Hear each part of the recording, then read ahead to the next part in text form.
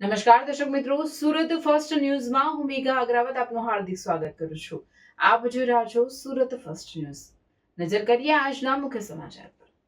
સુરત ભેસ્તાનમાં હત્યા કેસનો ગણતરીના કલાકોમાં ભેદ ઉકેલાયો। જૂની અદાવતમાં યુવકની હત્યા કર્યાનો આરોપ રોયલ પાર્ક નજીક ભંગારના ડેલામાં બની હતી ઘટના।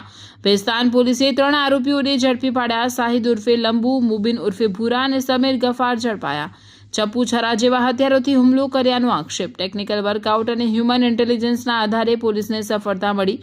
ભેસ્તાન પોલીસે 3 આરોપીઓની ધરપકડ કરી વધુ તપાસ હાથ ધરી। ફરિયાદી શ્રી મોહમ્મદ રુસ્તમ જહાન મોહમ્મદ સૈયદ, રહેવાસી ગોલ્ડન આવાસ ભેસ્તાન, સુરત નાએ ભેસ્તાન પોલીસ સ્ટેશન ખાતે આવી ફરિયાદ હકીકત જાહેર કરેલ કે આજથી 4-5 દિવસ પહેલા જે ફરિયાદીના મોટા ભાઈનો જે શાળાનો દીકરો છે અરમાન, એને સાથે આ કામના આરોપીઓ નાના છોકરાઓ બાબતે ઝઘડો થયેલો।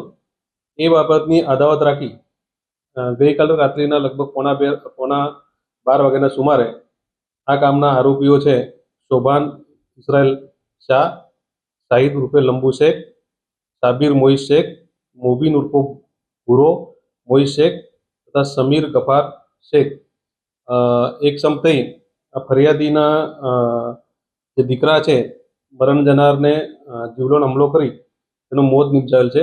ઉપરાંત ફરિયાદીના જે અન્ય એક દીકરા છે એને પણ ઈજા પહોંચાડેલ છે। એ બાબતની ફરિયાદ આપતા ભેસ્તાન પોલીસ સ્ટેશનમાં એક મર્ડરનો ગુનો દાખલ કરવામાં આવેલ છે। હાલ આ બાબતે જે ગુનાવાળી જગ્યા છે ત્યાંથી એક છરી પણ રિકવર કરવામાં આવેલી છે અને આ ઝઘડામાં જે આરોપીઓ છે એ પૈકી શોભાન ઇઝરાયલ શાહ તથા સાબિર મોઈસ શેખ એ પણ હોસ્પિટલાઇઝ છે, એમને પણ ઈજા થયેલી છે સામસામે। બાકીના જે 3 આરોપીઓ છે સાબિર, શોભાન તથા સમીર, એ લોકોને ભેસ્તાન પોલીસે તુરંત ડિટેન કરેલ છે અને એ લોકોને ધરપકડ કરવાની કાર્યવાહી ચાલુ છે અને વધુ પુરાવા ભેગા કરી એ લોકોને આવતીકાલે પોલીસ કસ્ટડી રિમાન્ડ તજવીજ કરવામાં આવનાર છે।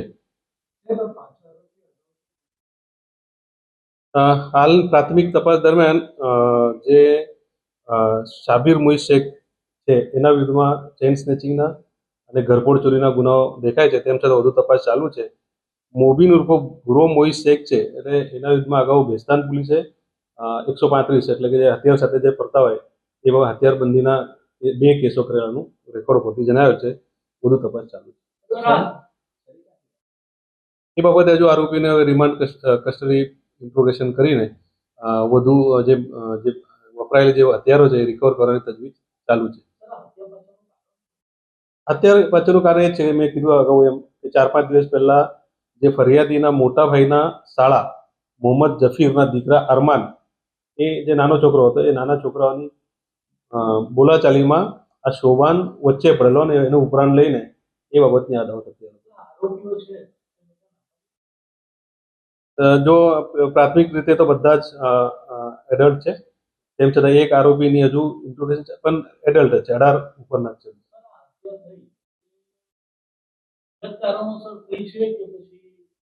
અંગત કારણોસર 4-5 દિવસ પહેલા જે નાના છોકરાના ઝઘડા બાબતે